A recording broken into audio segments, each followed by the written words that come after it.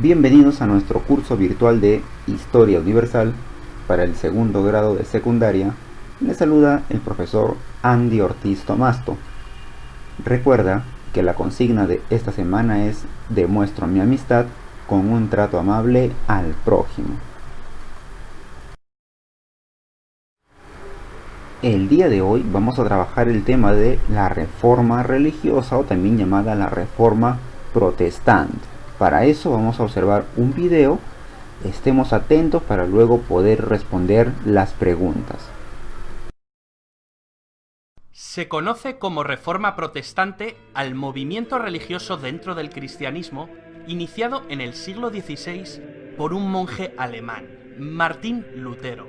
Sus postulados produjeron un gran cisma en la Iglesia católica, lo que dio origen a numerosas iglesias que hoy agrupamos bajo la denominación de protestantismo.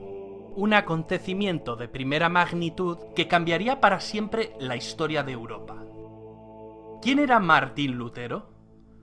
Lutero era un monje católico agustino que, escandalizado por el bochornoso espectáculo de la venta de indulgencias por parte de la Iglesia católica, clavó en la iglesia de Wittenberg 95 tesis a modo de crítica.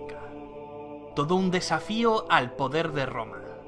Esto ocurrió en el año 1517, y hay quien pone en duda que este valiente gesto ocurriese tal y como nos lo han contado. Es igual, lo importante era el contenido de la denuncia. Las 95 tesis eran una serie de proposiciones en forma de queja con el propósito de reformar un aspecto algo turbio de la iglesia de entonces, lo que hoy conoceríamos como un panfleto. Pero, ¿qué era eso de la venta de indulgencias?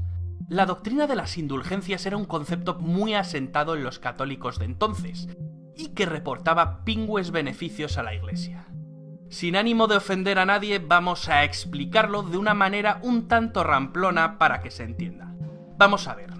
Todos los humanos somos pecadores, y quien esté libre de pecado que tire la primera piedra. Sin embargo, podemos purgar nuestros pecados por medio de la penitencia, es decir, la confesión de esos pecados. La penitencia es uno de los 7 sacramentos. Todo aquello estaba muy bien, pero no todos los pecados conseguían ser purgados en vida, y para eso se inventaron el purgatorio. Un espacio, bueno, no es un espacio físico, sino un estado transitorio entre el mundo de los vivos y el reino de los cielos. Es decir, que antes de entrar en el cielo, tu alma debía pasar un tiempo muy largo purgando todos esos pecados.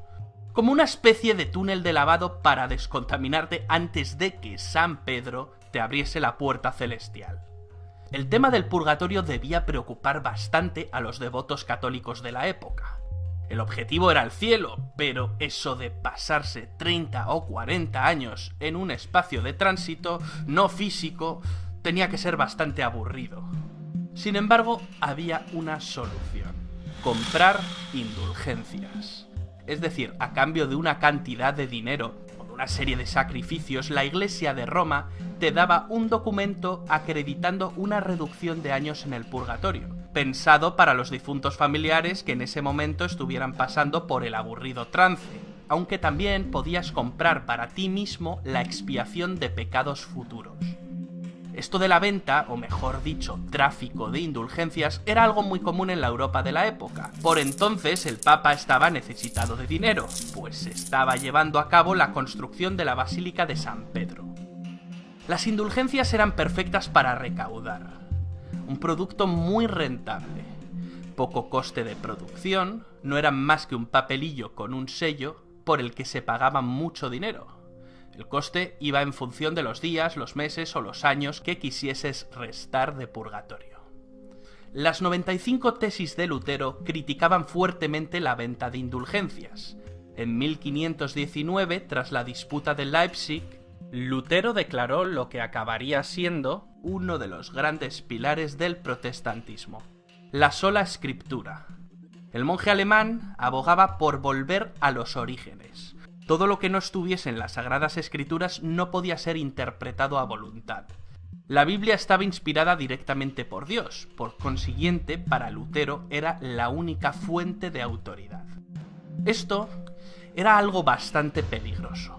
Por ejemplo, el purgatorio no aparece ni en el Antiguo ni en el Nuevo Testamento. Lutero había destapado una de las vergüenzas de la Iglesia y por lo tanto era un incordio. Que no una gran preocupación, pues la herejía no era nada nuevo en el seno de la Iglesia. Aún así, en 1521, el Papa de Roma publicó la bula Decet Romanum Pontificem, excomulgando a Lutero. Incluso ese mismo año, el emperador del Sacro Imperio Romano Germánico, Carlos V, le llamó al orden. Y nada, no hubo manera de meterle en vereda.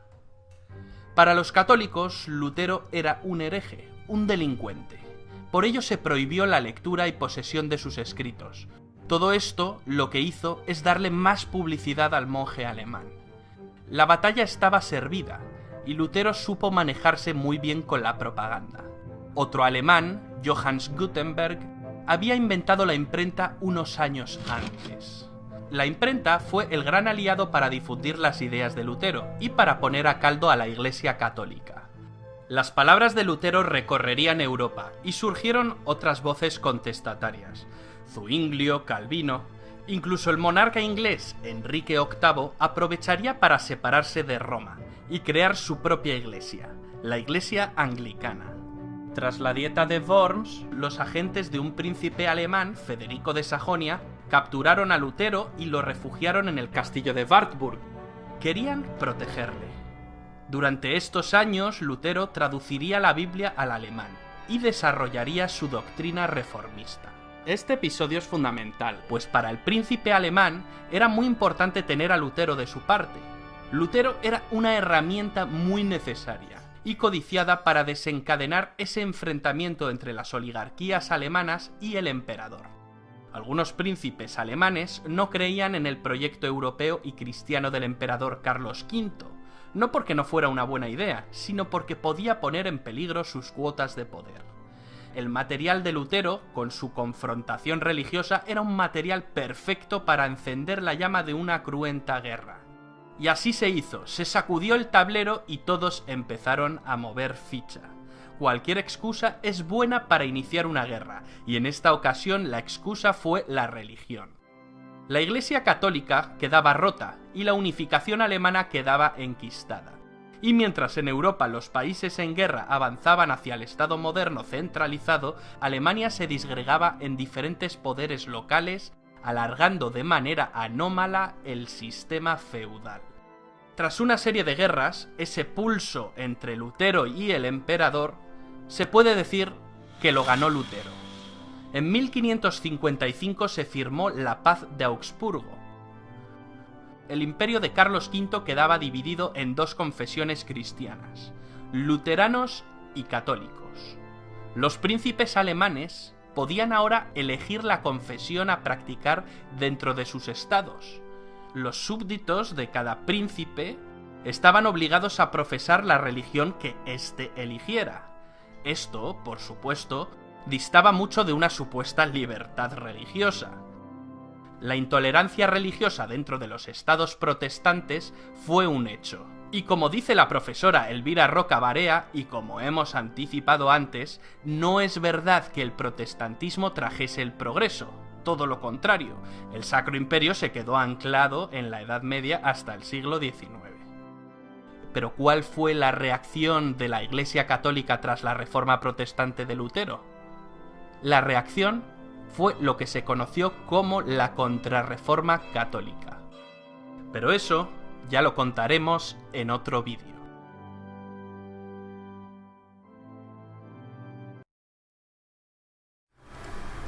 Luego de haber observado detenidamente el video, ya podemos responder estas preguntas. Desarróllalo, practica y estudia mucho y nos encontramos la próxima clase. Hasta luego.